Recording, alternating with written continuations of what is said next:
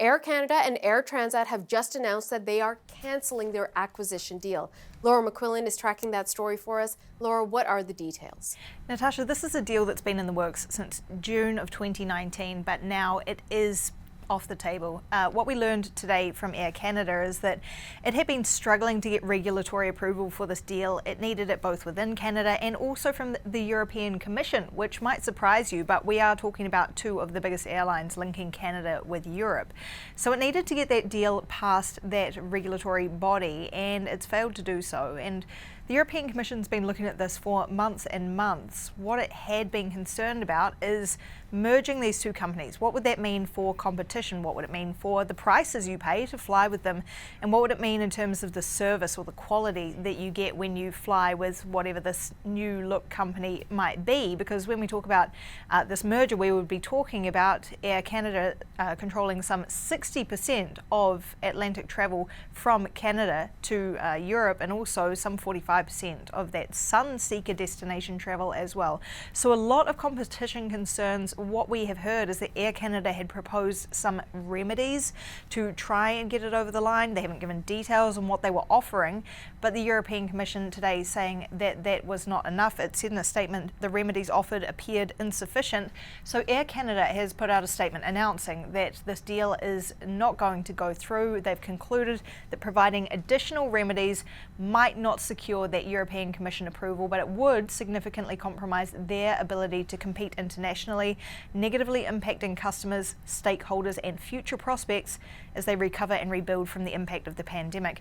As a result of terminating this deal, they are going to have to pay Air Transat $12.5 million, which is another hit to a company that has taken many hundreds of millions of dollars in losses since the pandemic began, Natasha.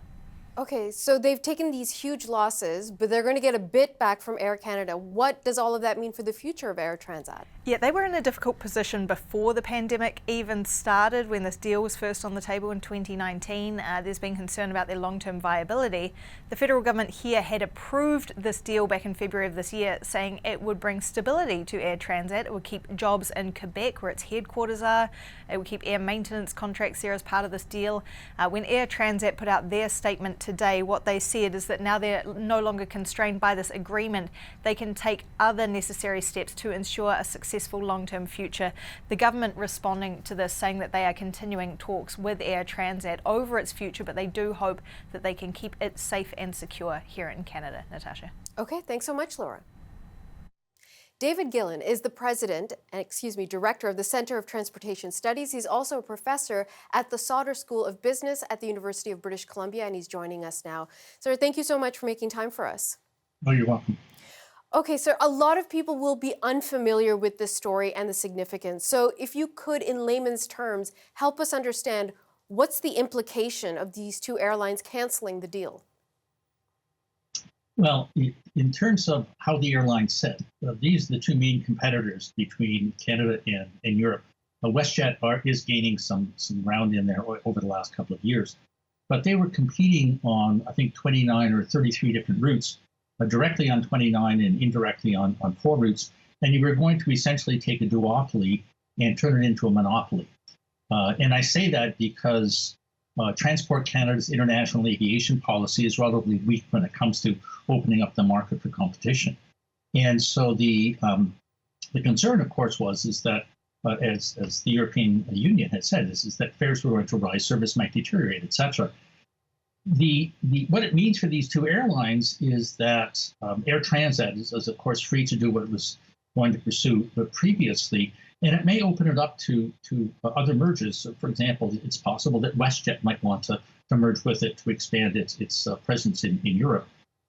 With Air Canada, I think Air Canada is going to do very well, and always keep in mind that Air Canada is a member of Star Alliance.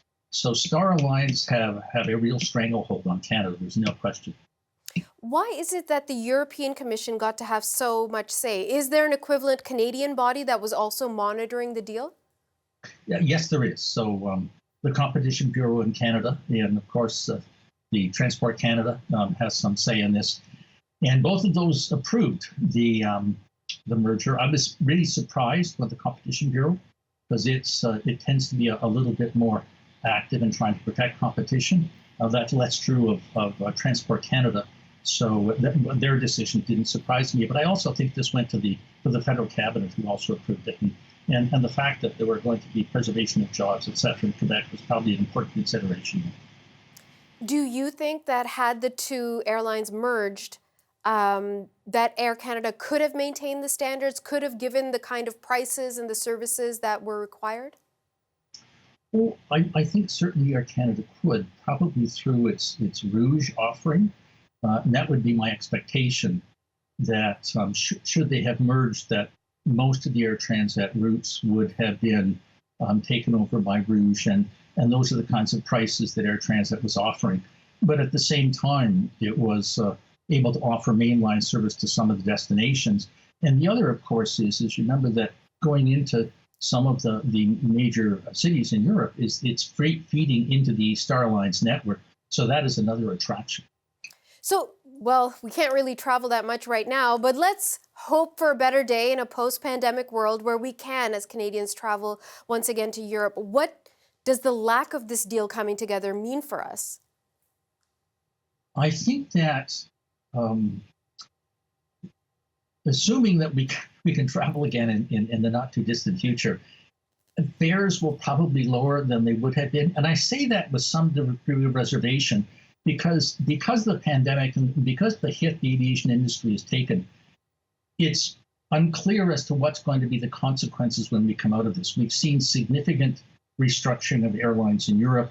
It would not surprise me to see more restructuring in North America as well. So it's not a matter that the industry is going to recover. They really are going to restructure.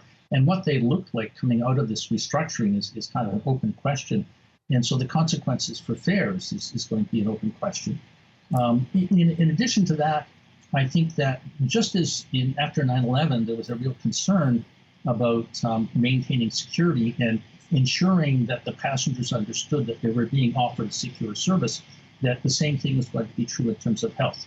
And so both airports and airlines are going to be facing higher costs in order to ensure that passengers are convinced that they're being operated in a safe environment. In the meantime, sir, all of those people who would have been employed by Air Transat, what has happened to them? The deal goes through, it doesn't go through. What kind of job losses are we talking about? I'm not convinced that there's a lot of job losses. I think for two reasons. Number one is I think Air Transat can be a viable service. And there were a few other offers on the table for Air Transat prior to this. And secondly, the people at Air Transat, they are skilled workers.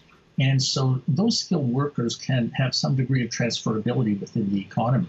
So if there were any job losses, it certainly would not be 100%. As a matter of fact, it would be surprising to me if it was even more than 20%. Okay. David Gillen, this has been incredibly helpful. Thank you so much for joining us. Oh, you're very welcome. David Gillen is the director of the Center for Transportation Studies.